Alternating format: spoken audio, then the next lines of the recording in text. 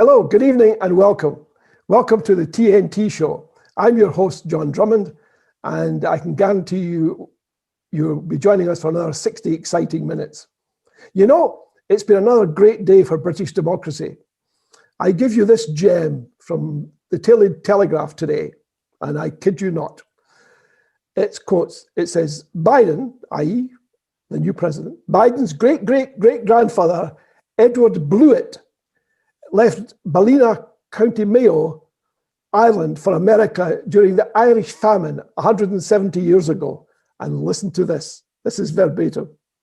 Which could mean he is well disposed to Great Britain. Do you think someone ought to tell them that if you starve someone's kinfolk, that endears them to you? I just don't get this. Anyway, thanks for joining us this evening. We have yet another great guest, and I'm really excited that she's with us. And she's a celebrated author on childhood, but not just that. Let me just read this to you. Sue Palmer is a former primary head teacher in Scotland. She's a literacy expert, writer, presenter, and childhood campaigner. She has written over 200 books, software packages, TV programs for schools on aspects of literacy, and many hundreds of articles for the educational and national press. So you're in for a real treat tonight, because over the last 10 years, her books on child development in the modern world, notably, and you might want to get a copy of this later, Toxic Childhood, second edition, 2015, have led to frequent media appearances and comments about changes in children's lifestyle. And our latest book, Upstart, it makes the case for raising the school starting age and providing what the under-7s really need. And this was published in 2016. Sue has chaired the Scottish Play Commission, served on the Scottish Government's Early Years Task Force, and she currently chairs the Upstart Scotland campaign.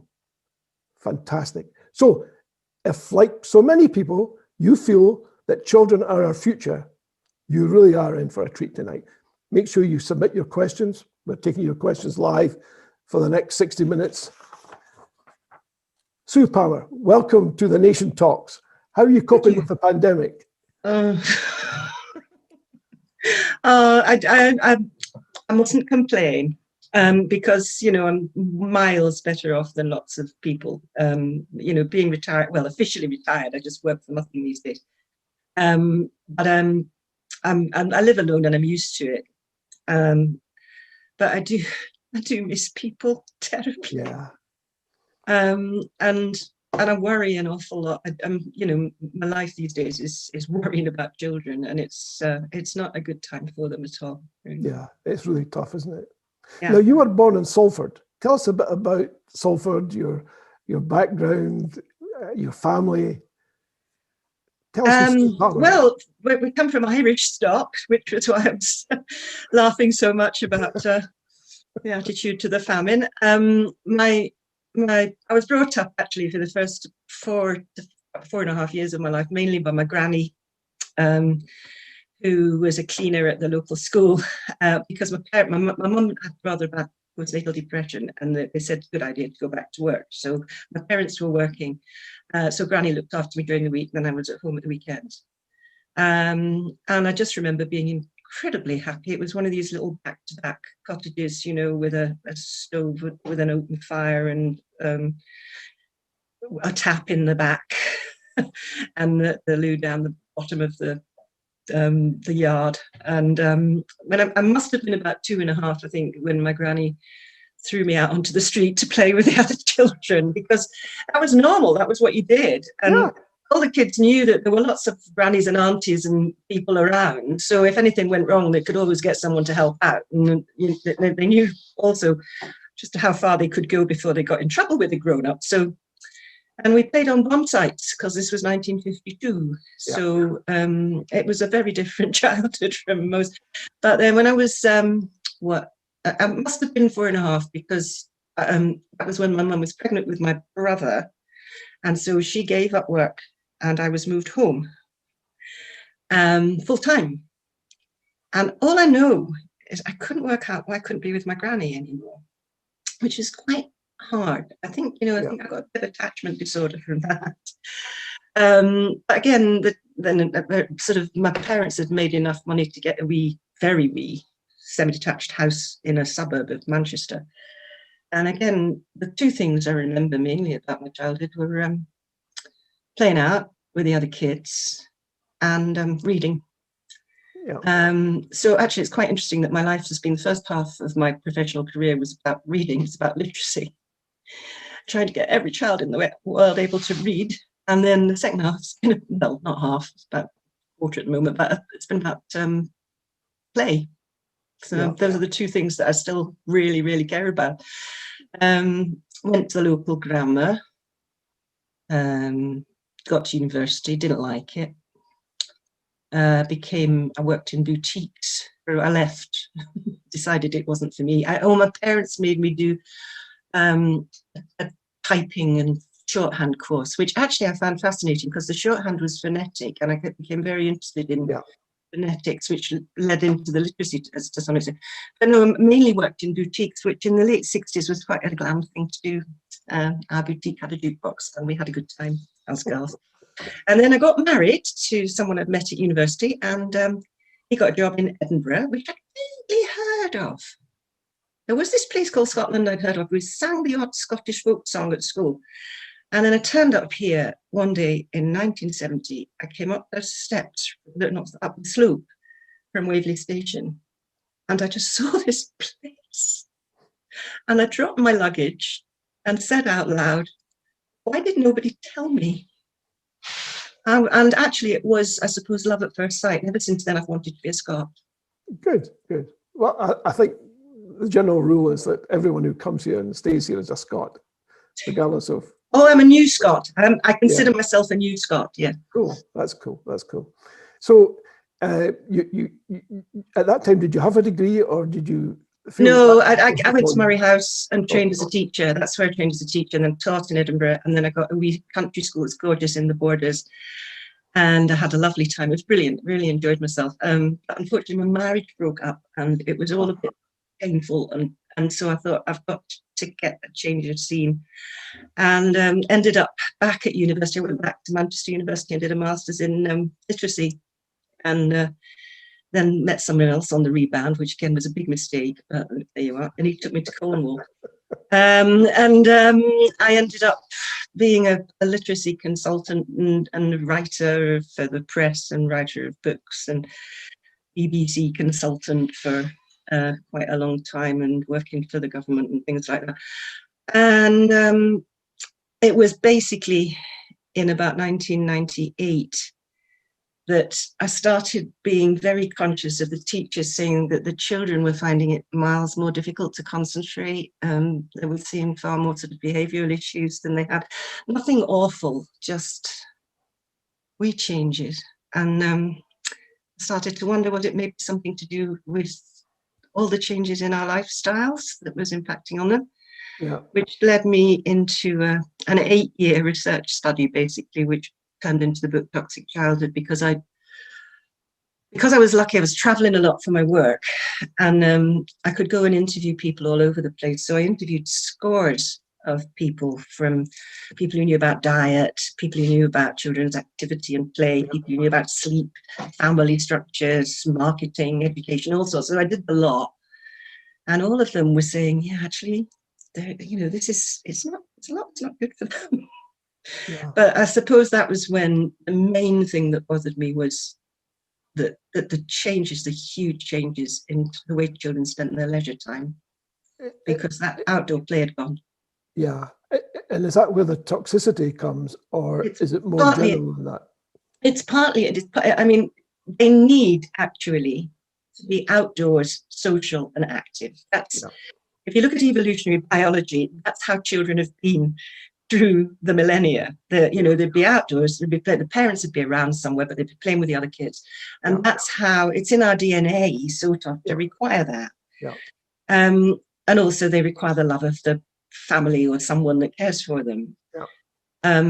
But what's happened is that as we weren't able to send our kids out to play anymore, with more and more traffic and fears and communities breaking down, the children became more indoors, much more sedentary, and the screen time displaced play. So it's not so much that watching the telly is bad, although I have to say they are exposed to a lot of marketing influences which aren't necessarily good for them.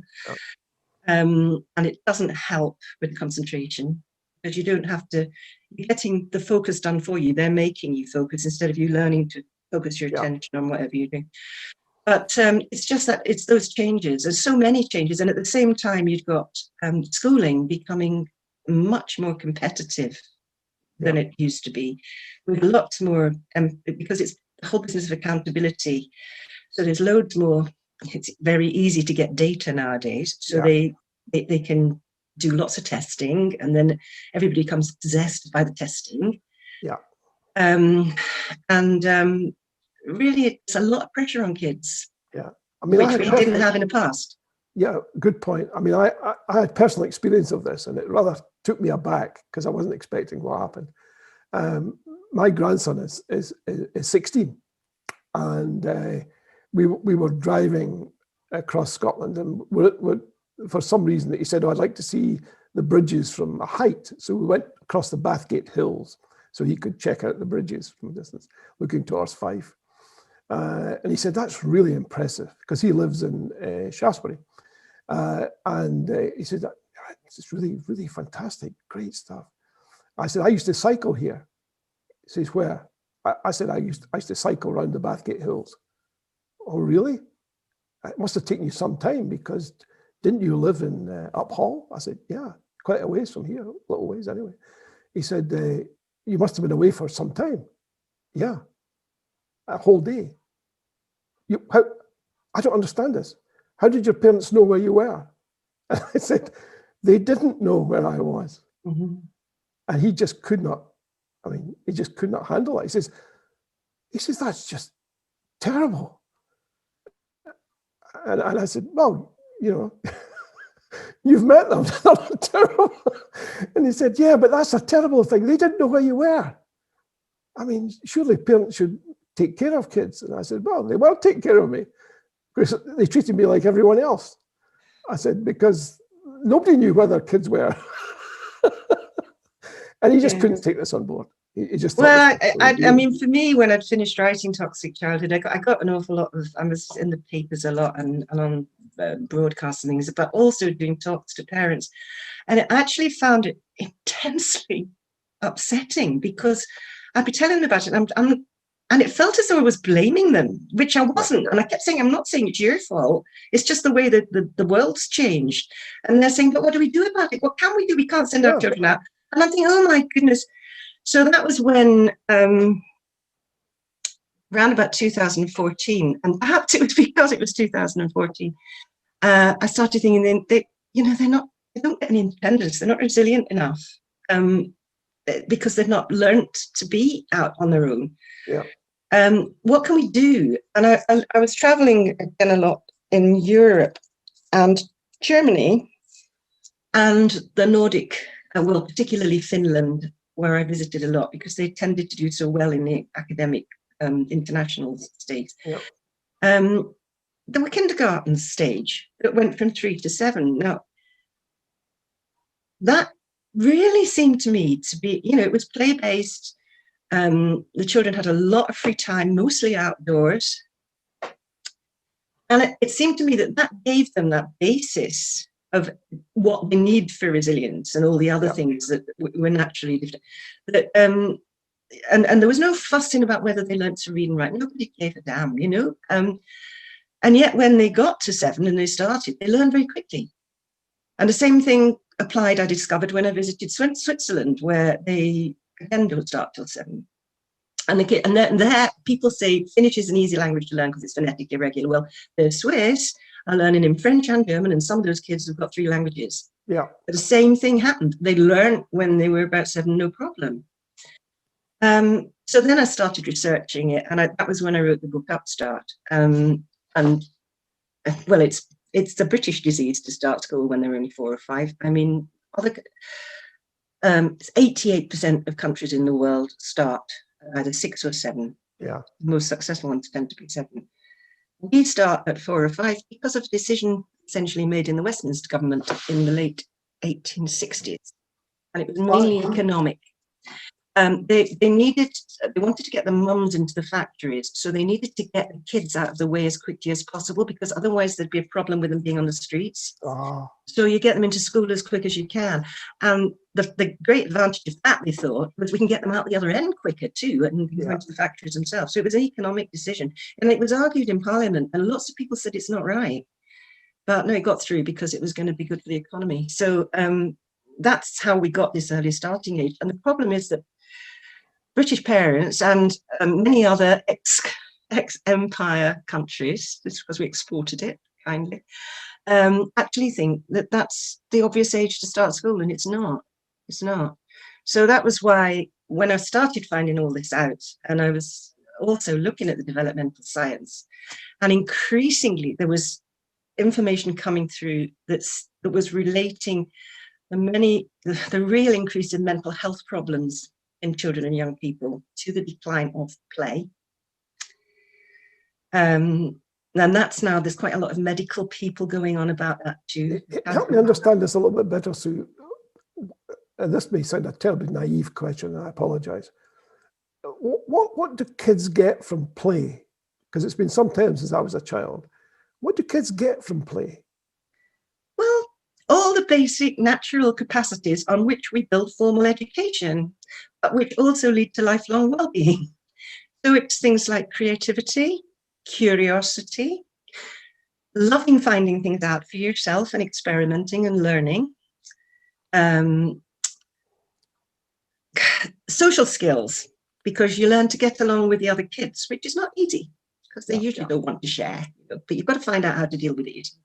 So social skills and how to work together, problem solving,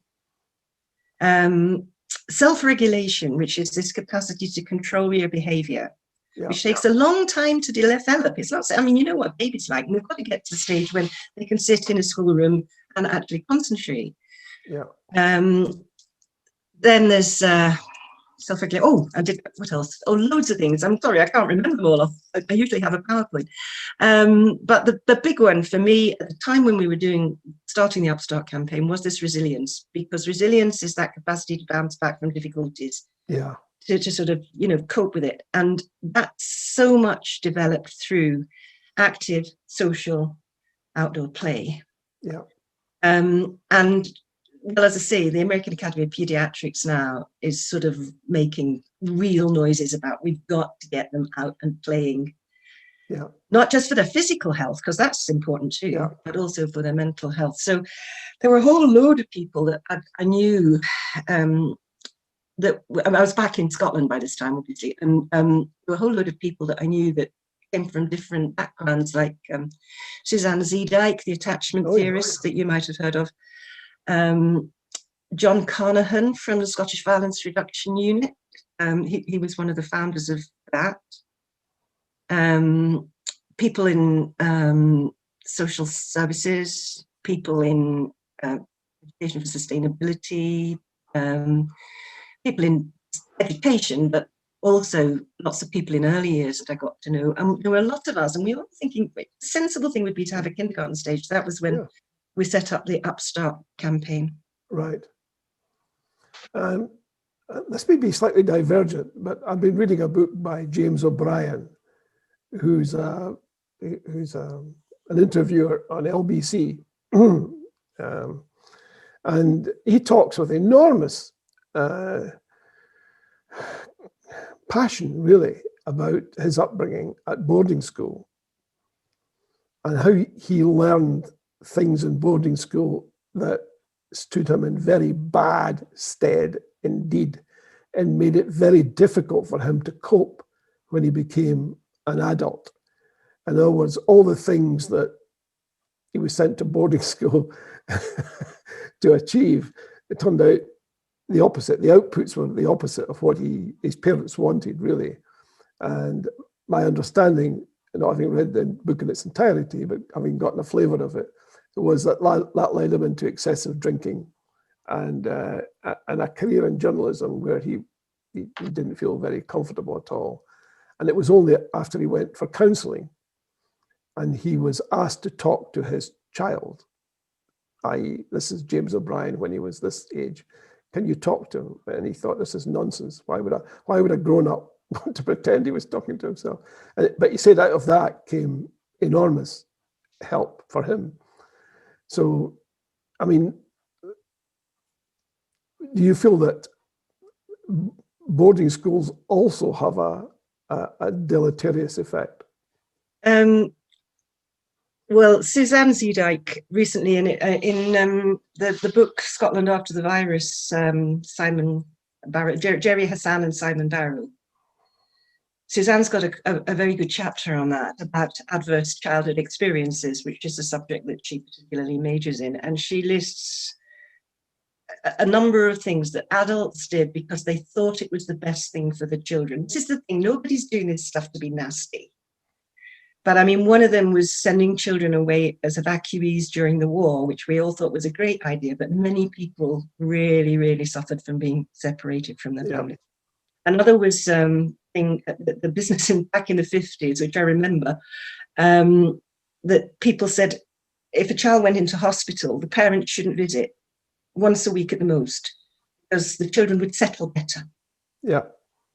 And another one's boarding school. I mean, and the great one, which I couldn't get over when I first started teaching, was the belt in Scottish schools, and the extent to which that was used.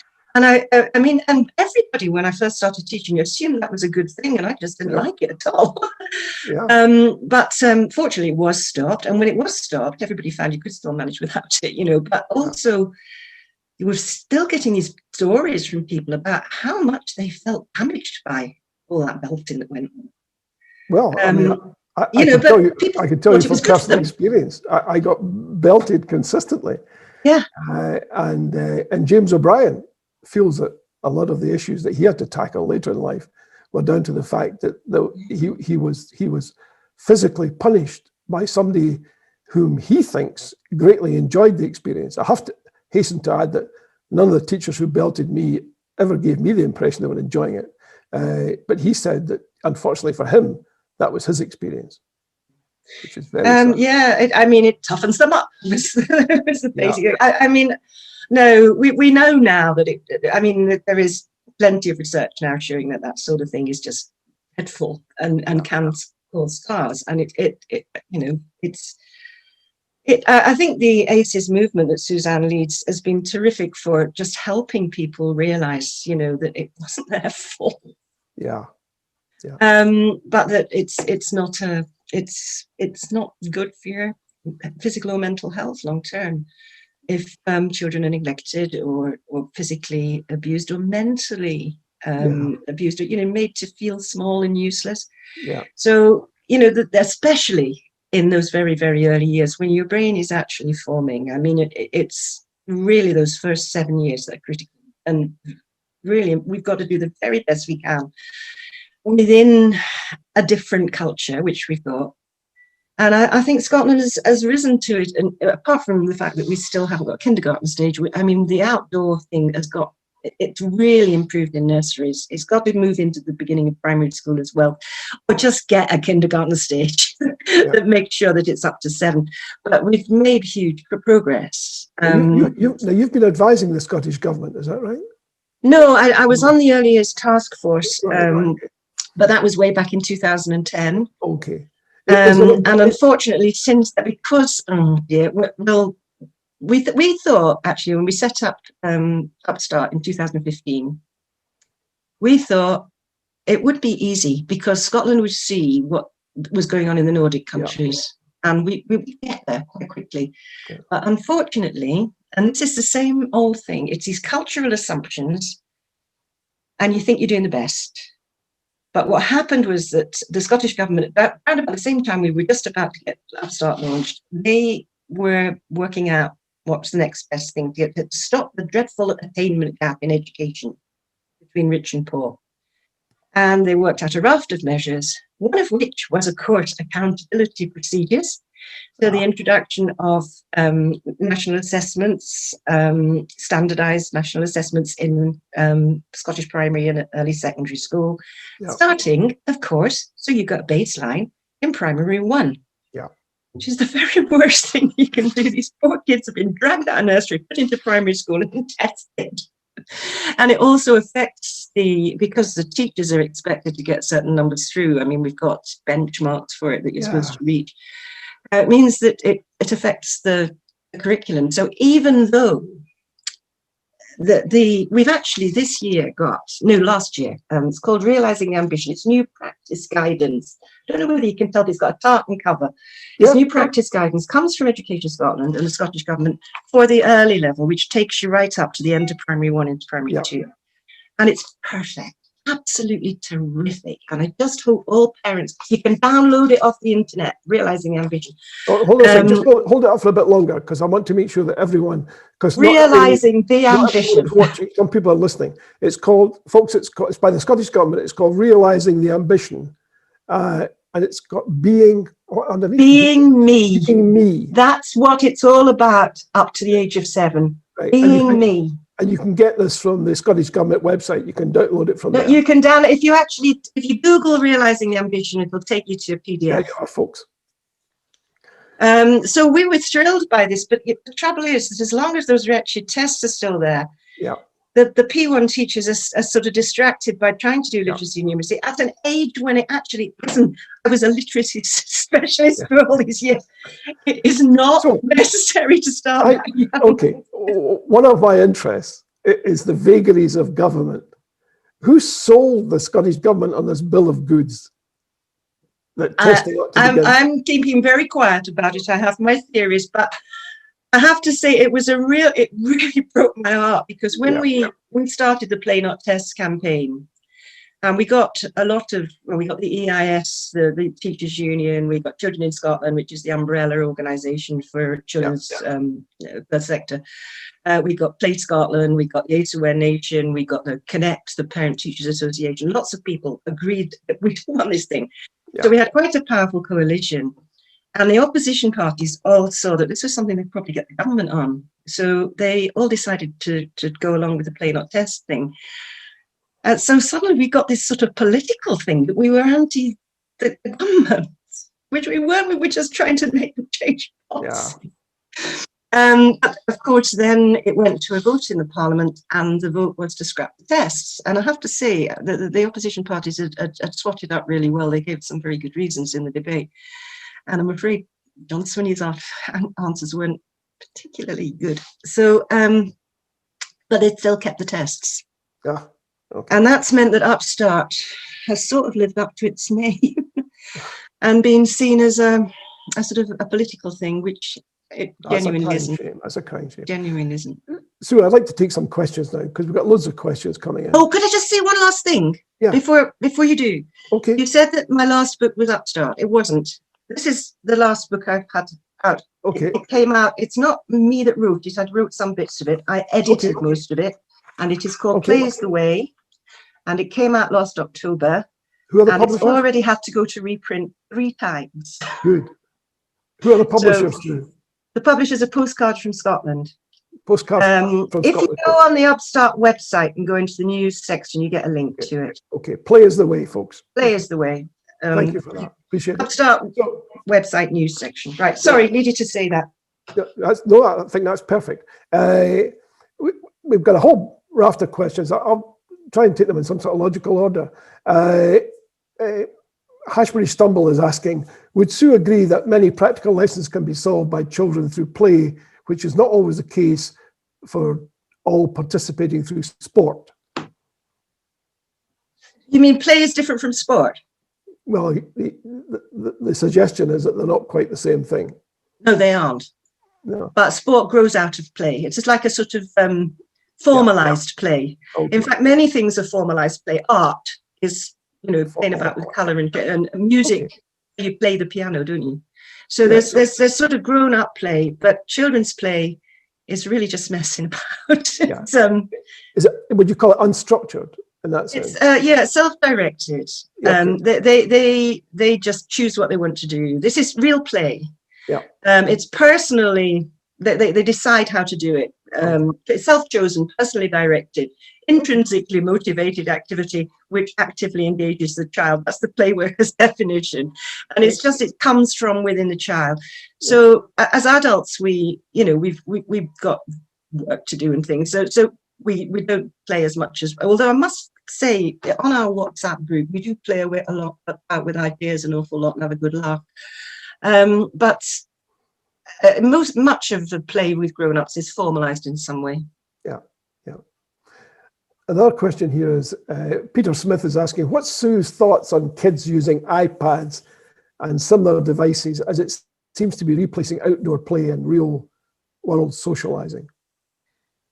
My thoughts are that I would be lost without my technology now. And children are growing up in a world full of technology. Yeah. But as much as possible, I think, if we can get that first 7 years right, if we can make sure that through that period, life's real, because they need to learn about real life first. So real life experience with real people in real time and space is vital in those first years. Okay. After that, if they'll have hopefully developed some, like the curiosity and all the other things, and then they can start moving in more into the virtual world. Now, obviously, there's no way of avoiding it, even in the early years, but really, keep it as much real as possible until they're about 7 or so. And that the American Academy of Pediatrics, incidentally, recommends absolutely the very, very minimum up till the age of about 2 or 3. Yeah. 2, definitely. Nowadays, you can't get away without doing FaceTime with grannies and granddads and things, but as little as possible. Yeah. And then sort of generally, let it build up. But I mean, they need to use the things. I must say, I don't think iPads are good for babies or toddlers at all. Yeah. They'll all want to watch children's telly and stuff. Yeah. And I certainly know, having done 2 books, 1 book on boys and 1 book on girls' development, I am incredibly aware of the dangers of online browsing on your own without the grown-ups knowing. Go. There's a great police, oh God, I can't remember its name. The police have an online safety website, which is excellent. Good. But honestly, it's really worthwhile getting up on that. Yeah. Hazel Rankin, she feels that you're right, that now is the time for a kindergarten stage. She feels that our children need it more than ever. And she says boarding schools are linked to ACEs, ACES, and attachment. We can all do our best until we know better. What is ACES? ACES is a short form of, I talked about adverse childhood experiences. Oh, okay. Which is, and Suzanne Zedek started up a movement called the ACE Aware Nation. Yeah. Wants everyone in Scotland to know the science behind this, because she thinks it, well, we know actually, because it's already changing a lot of people's professional practice, a lot of teachers' ways of looking at things. Once you know about it, you realize, it's not a good idea to do things like humiliating children in classrooms and that sort of thing. In that case, listen to these horror stories.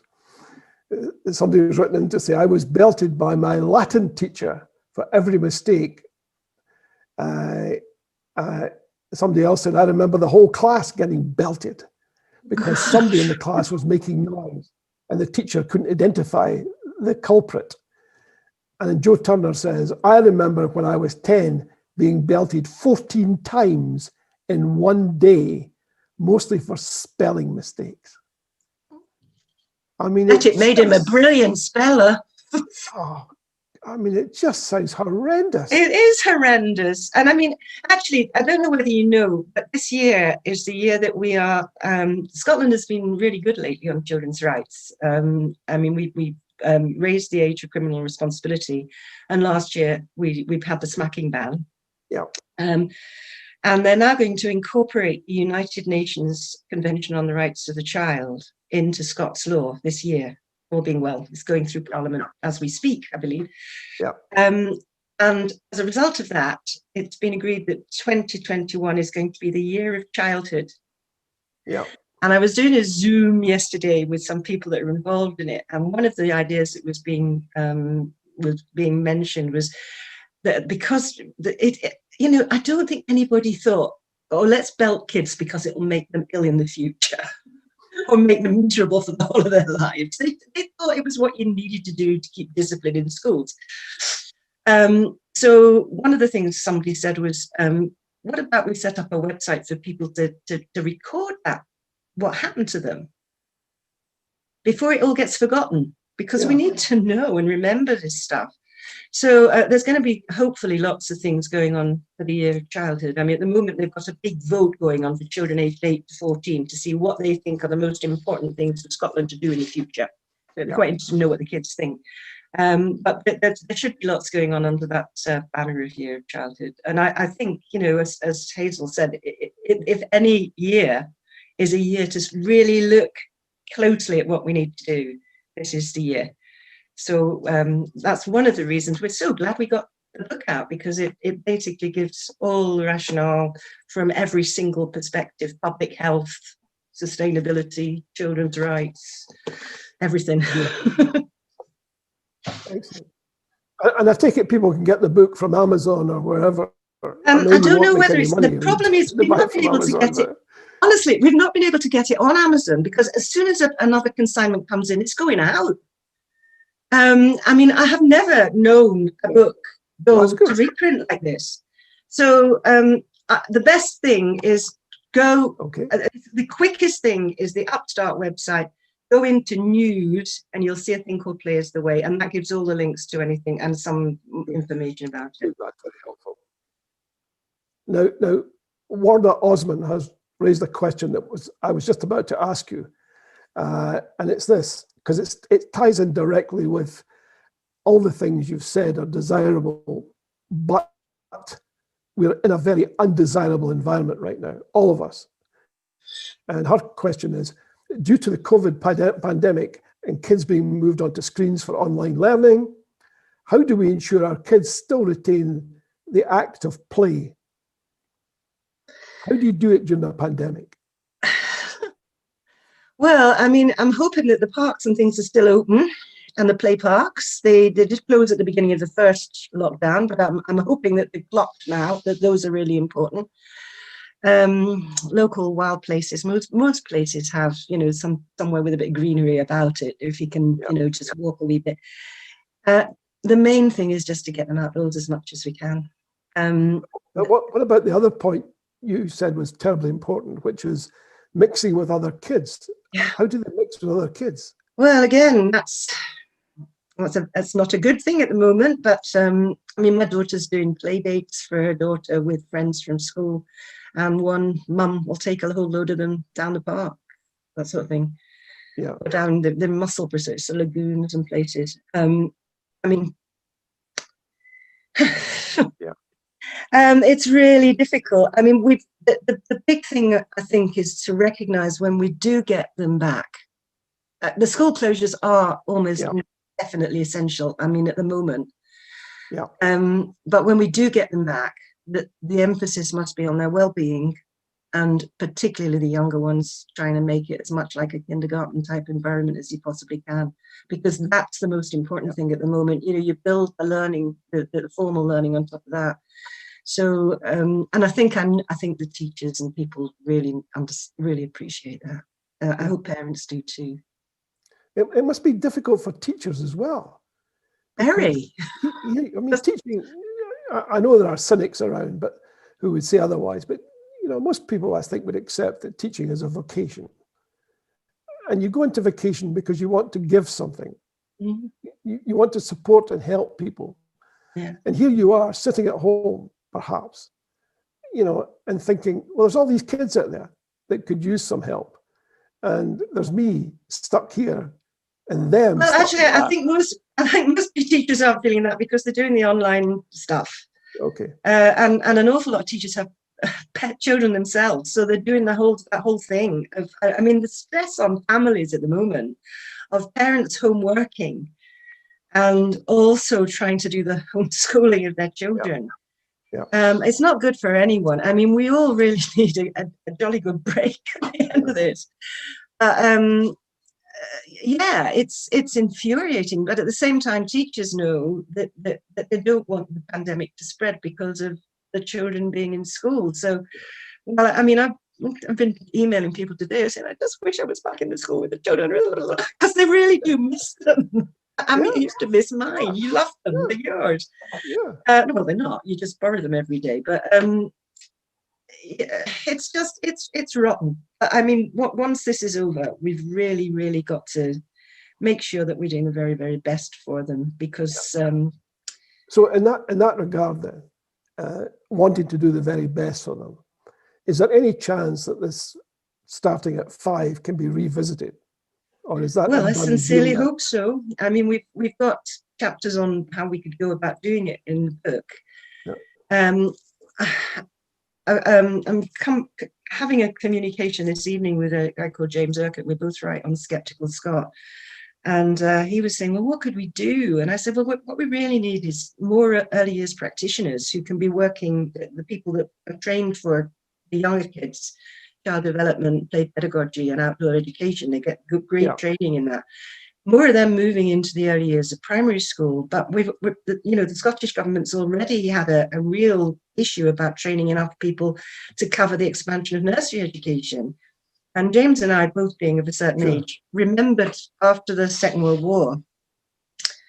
And it's going to be very similar trying to put the country back together again as it was after the war.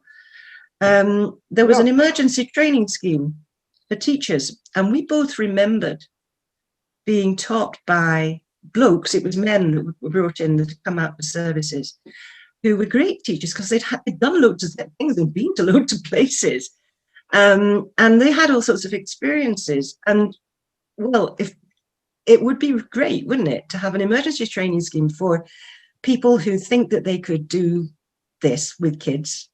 With perhaps the option, a career path that could mean that they train as an early years practitioner and a quick get you into the system, but then you can take a career path that would qualify you to be an early years teacher. Okay. And then we really would be able to do a kindergarten stage. Okay. Cool. Seemed a good idea to me. I don't know whether we're going to turn it into an article or what, but well, maybe somebody watching and listening tonight who feels that this makes a lot of sense can take it forward, because that's really what this show's about. It's the nation talks. So the nation. So you're talking to the nation just now, hopefully, and people will hear it, and if they feel strongly as you do, they'll take it forward. Mary Breyer is asking a very good question, I have to say. She says, "Are there any studies going on just now about how COVID is affecting kids?" Oh, loads. And I mean, it's just masses. Lots of organisations have been following it through. Children's Parliament's been talking to children. Connect, the Parent Teacher Association's been talking to parents about what's going on. But there's loads of official research studies all over the world. And the really bad news from my point of view is, I thought it would be that the children who seem to be sort of getting the worst deal of the lot, the ones that seem to be getting the worst effects, are the 5 to 6, 7-year-olds. It's that age group, because they've been uprooted from their nurseries, and into school, and school's perhaps not been the best place, and now they're not even there, and they've not got their friends. And I think, well, it doesn't surprise me, and that's why I really think we should be looking, because we tend to focus on the exams because that's been so high profile and such dreadful lot of medicine. But actually, we forget the little ones. But really, it has been, the research is suggesting that the P1s and 2s at the moment are the ones that people are most anxious about. What do you think this is going to cost us? What you've just described, and the effect on the very young ones. Well, I think children, if you give children the opportunity to play, and you look after them and you care about them and they feel loved, they develop resilience. They are incredibly, they're born to be resilient. So as long as we do the best thing by them and really, really think about it. I mean, one of the things I still don't know, I wrote to the Scottish government recently and said, have you actually decided to abandon the tests for the primary ones this year? Because I've not heard that you have. But surely you can't be planning to go ahead with it. I've not had a reply. I mean, it's things like that. We don't want to be doing that sort of thing to them at the moment. We want to be making sure that really right up to the middle of the primary school, we're constant, well, beyond, for all of them, we're concentrating on well-being. Okay. Well, but particularly on the play-based in the early stages. Well, maybe the people watching this tonight can help you. Who's responsible for that decision in the Scottish government?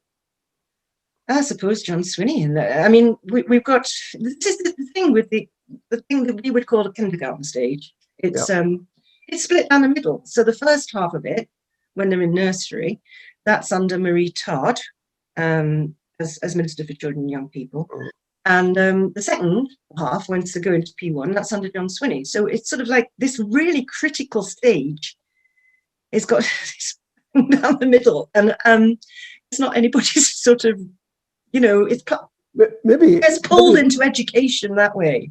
Yeah. And then we call it childcare that way, and it's not just childcare, they are learning. Yeah.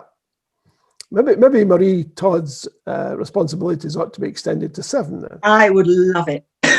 She's because she's been so keen on the outdoor learning, and she really seems to get there you are, folks. What it's about.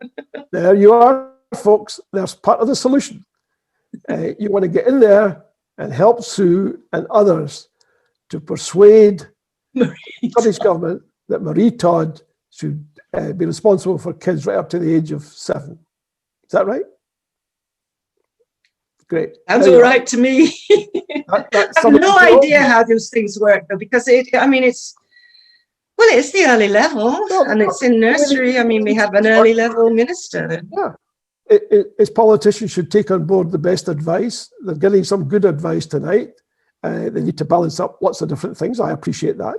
But nonetheless, here's a suggestion. Tonight, contact Marie Todd if you feel as strongly as Sue does, and ask her. There she is at the beginning of realising the ambition, doing the forward. There you are. There you are. Now, she's as far as I can gather from Sue, she's doing an excellent job for kids up to 5. Let's see if she can do an excellent job for kids up to 7. How does that sound?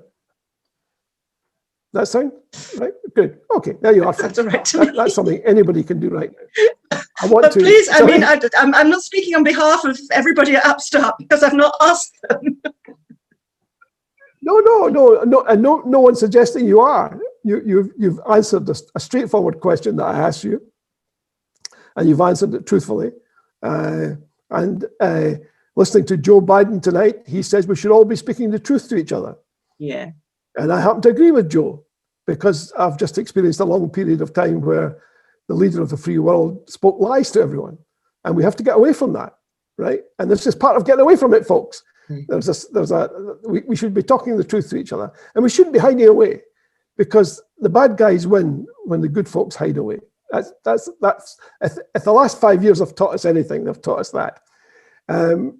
Here's Janie McDonald. You may well have dealt with this, and you may not want to go over it again, but the question Janie is asking is, does Sue think that private boarding schools are responsible for a particular worldview of the kind that Boris Johnson and his ilk have?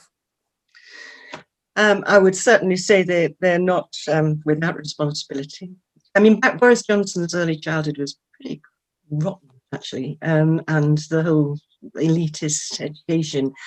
I mean, in fact, I've got a piece in the Scottish Review today that says adverse childhood experiences are obviously much worse if you're living in poverty. But if you look at Donald Trump and Boris Johnson, and you see what happens when they're wedded to a sort of belief in their own entitlement, you can see that it does, clearly, it's not a good thing. Yeah. I mean, maybe it's only me, but the impression I get, Johnson comes across to me like a blundering idiot, but maybe I've misjudged him. Trump, by contrast, always came across to me like a little boy lost, desperate for approval, desperate for somebody to say something nice. Mm. And if nobody was around to say anything nice, he said it about himself. And he was completely and utterly unaware that he was doing so. I just found that extraordinary. Well, the biographies, the biographies suggest he had an absolutely miserable childhood. Yeah. So he's just a toddler, Okay. still struggling with toddlerhood, really. Yeah. I noticed his mother said that she said Donald is a bit of an idiot. I hope he never goes into politics.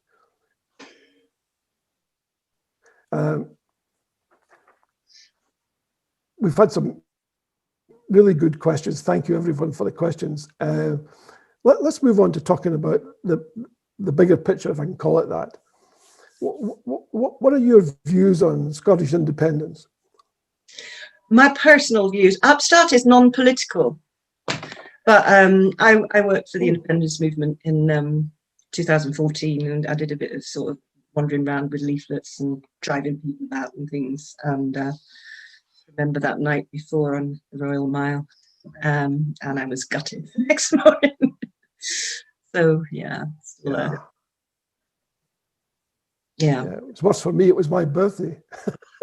Wasn't birthday present, huh? It was. Yeah. Well, so in fact, we'll have to see. I'm going to a rally and so if you had to look down the pike a bit, as they say in the States, look down the road and say 2 years hence, what would you like to see happen in Scotland? Well, I mean, it's COVID has just blown things apart, really, hasn't it? I'd personally like to see us get a IndyRef 2 relatively soon and try and get back into Europe.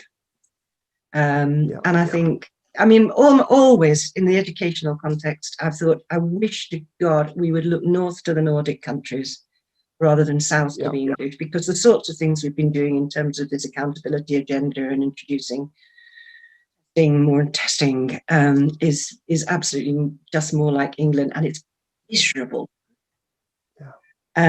So I think I'd want to be sort of, I mean, the Nordic countries have invited us to join them, I believe. Which would be great as far as I'm concerned, because I think we've got an awful lot more in common with them as a people than we have with the country I was born. Well, it's interesting. I remember talking to Billy Kay, and he was telling me a lovely story about how I think at one time the Danes and the Swedes were fighting over the Danes relinquishing control of what's now southern Sweden, which was part of Denmark, if I've got this right. And they decided each to appoint a neutral observer stroke negotiator. And it turned out that both the negotiators came from Pitt and Weem.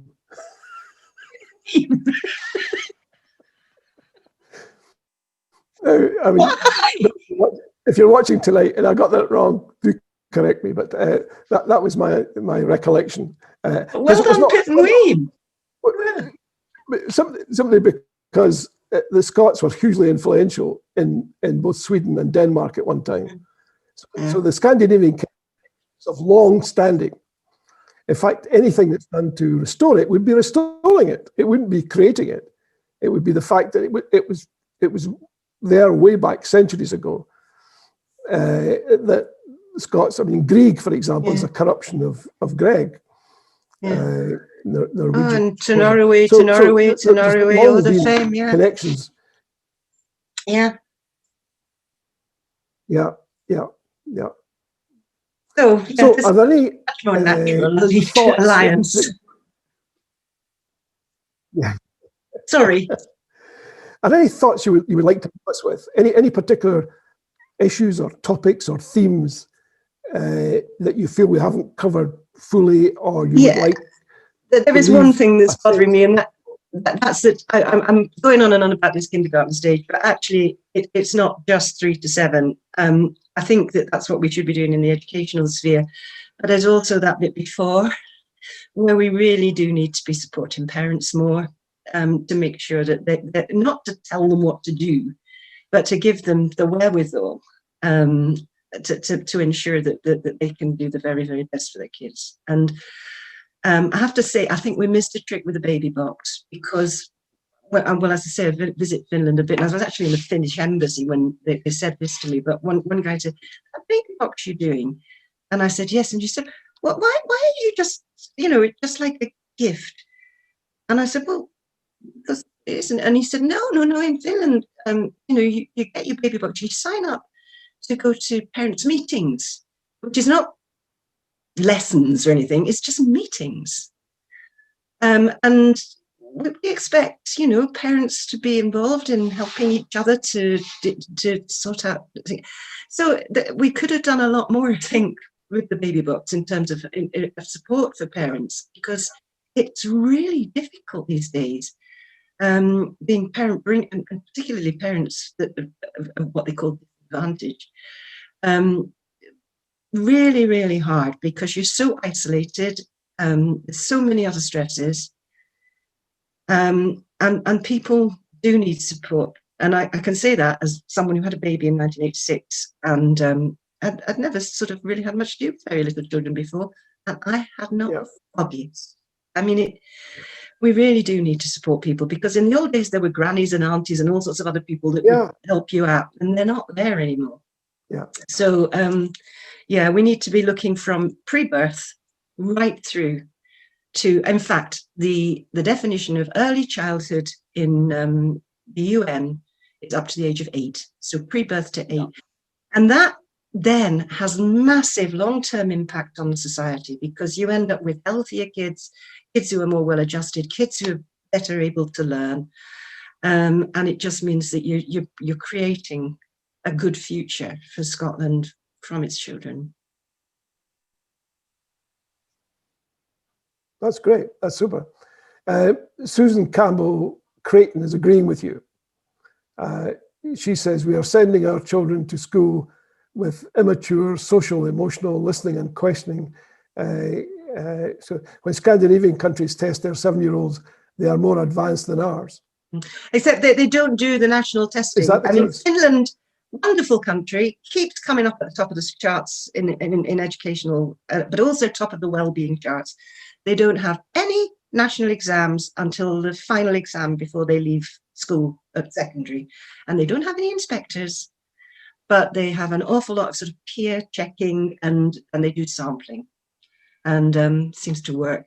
And it's to do with trust, rather than control. And trust does actually tend to be quite a helpful thing to do with people who are in a profession, because they want to do something good for the, people they're working with. I mean, it sounds wonderful, but the acid test, I suppose, is what sort of society is the grown-up Finland? Does it have advantages over our society in that regard?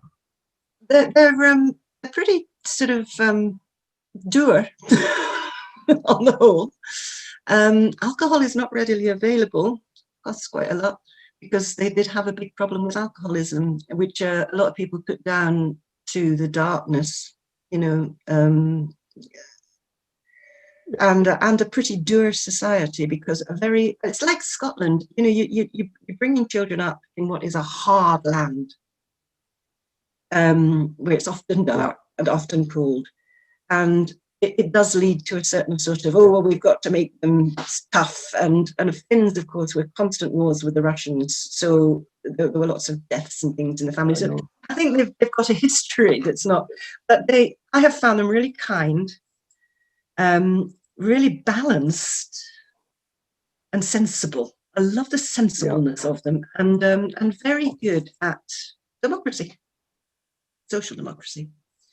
So excellent. That's what we need. We need to be good at democracy. We need to be good at democracy, and we need to be stable, and we can be doer if we want to. Well, this has been great. We've just about run out of time, Sue. I want to say thank you very much for being our guest tonight. I think and I expect that lots of people watching and listening will have had enormous food for thought, and thank you for that. I do appreciate it. Well, I tweet as Upstart Scot, incidentally, if anybody wants to join. And we're nearly at 10,000, so Upstart Scot. Upstart Scot, that's where you should head for tonight. after the show. But we're almost through. Thank you again, Sue. Thank you. I think we have some great guests coming up on the show. We're back next week with the one and only Roger Milan. So if you care about Scotland's future, and I suspect everyone watching and listening does, then you really don't want to miss Roger next Wednesday. Oh, and look out for the Constitution column in the Sunday National this weekend. It's written by my great friend, Dr. Elliot Bulmer, who's forgotten more about constitutions than almost everyone in Scotland. Oh, by the way, don't forget this. All the programs on IndyLive are available if you go to www.WhatsOnGuide.scot, because in addition to the TNT show, there's a whole raft of other offerings. Do go there. There's lots of great stuff. Thank you again, and good night. A big thank you to Sue. And remember, it's been a great day for British democracy. Good night, all.